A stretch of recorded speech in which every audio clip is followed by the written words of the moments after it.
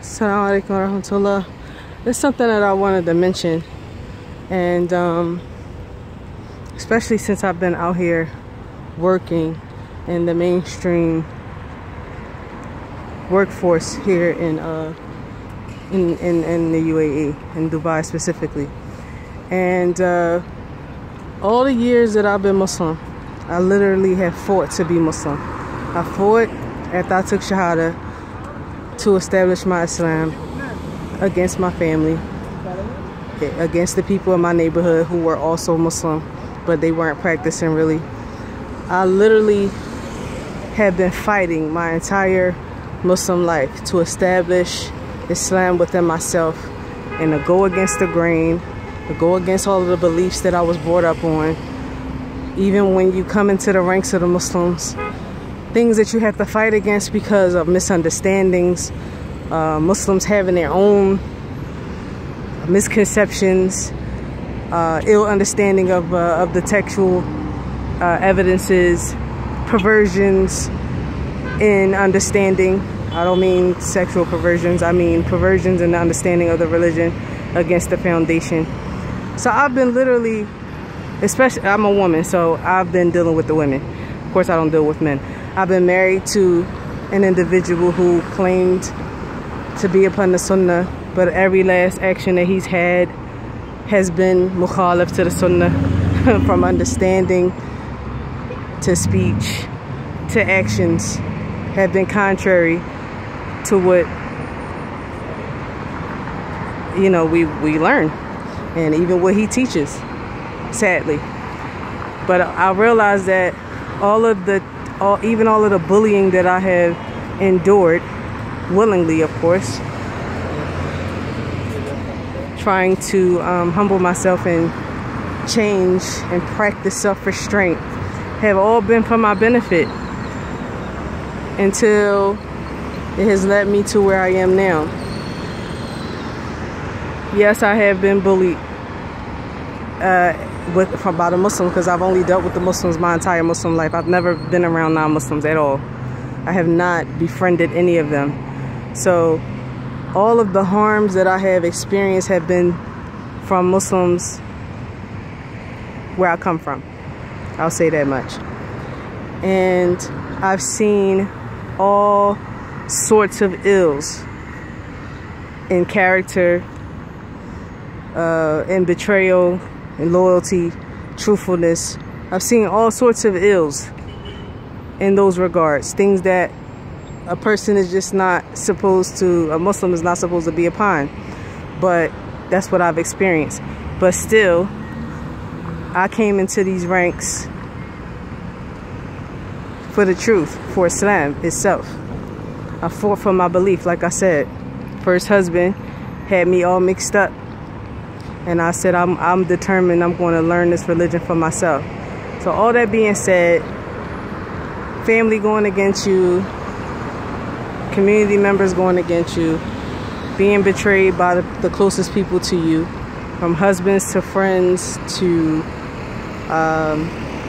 family members. You don't care anymore. It comes, especially when you're in the face of fighting to establish a religion. You don't care, and it's power in not caring. I fought to establish my religion. So anyone, especially in this field that I'm in, who is trying to project false beliefs or their understanding or misunderstanding of qadr, especially in this field of real estate, when you have to basically work for commission, they try to bully you, which that's not, that they can't do that to me. I stand up for myself. And anyone that's in that position, you have to stand up for yourself, but you also have to believe in what you're saying in order to stand up for yourself in the first place. If you are a person who holds the same beliefs as the bully, then you're going to fold, and you're going to let them bully you, and you're going to let them stress you out. But yeah, in this real estate game, if you don't establish a firm foundation, or you don't have a firm foundation of understanding qadr, then they will bully you, they will project, they will say things like, even though you're putting in all the work, if nothing comes of it the way that they think it should, then they'll start to bully you. They'll start to compare you to your colleagues. They'll start to try and manipulate you and make you look at yourself and make you think that you're the problem, when all in all, they have no patience. They don't understand that none of us have the power to make anything come about. And I'm going to stress this point more and more, because I don't care. I don't care.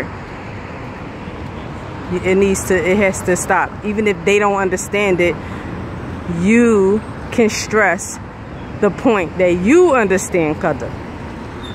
And no one can force you or make you believe otherwise. So if that means you have to change your job eventually, your employment situation, then so be it, so that you can have peace of mind if you are in that type of situation. Now, as it relates to myself, alhamdulillah, I'm not, but I've turned down employment offers from individuals who have that mindset. And how I know they have that mindset is due to the fact that when they express to me, oh, we would love to have you on our team, you have what it takes to sell, and yada yada yada, and all this kind of stuff. And then they start showing me their awards and how they accomplished this and how they made these sales, and that I should get on their team. And I'm like, yeah, you're the kind of person who, if you try to train me and I don't bring forth the same type of results that you were granted by Allah, then you're going to try and blame me and project your understanding on me and tell me to strategize, you're doing something wrong, do this, do that. No, that's not going to happen, because I'm going to let you know that I don't have any control over anything, and neither do you. But instead of you coming to that understanding, watching someone implement what you've trained them to do, and they don't have the same results that you've gotten, it doesn't make them understand that, oh, qadr. No, that Allah is the one that's in charge. No, rather they shift the blame, and they try to make you have low self-esteem, and they manipulate and play games to try to get you to yield some results, which is sick and disgusting. So you have to stand up for yourself, establish what your beliefs are, set boundaries, and because they're Muslim, even if they don't fully understand, they're going to back off you.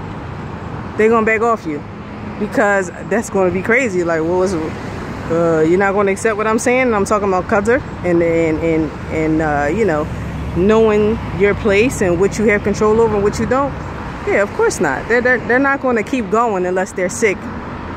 And in that case, then you get away from those kind of individuals. But I just wanted to shed light on that, you know, that this is what goes on. That's to be expected by non-Muslims. They think they control anything, everything, you know. They think that success is in their hands, and that's what's being pumped in the West. That's their belief system, which is incorrect. And like I said, all of the things that I've gone through has afforded me the strength, by the permission of Allah, to stand in the faces of anybody who's trying to project those types of beliefs on me, because I'm going to let you know that's wrong, and I'm not having it. This what it is. You like it, take it or leave it.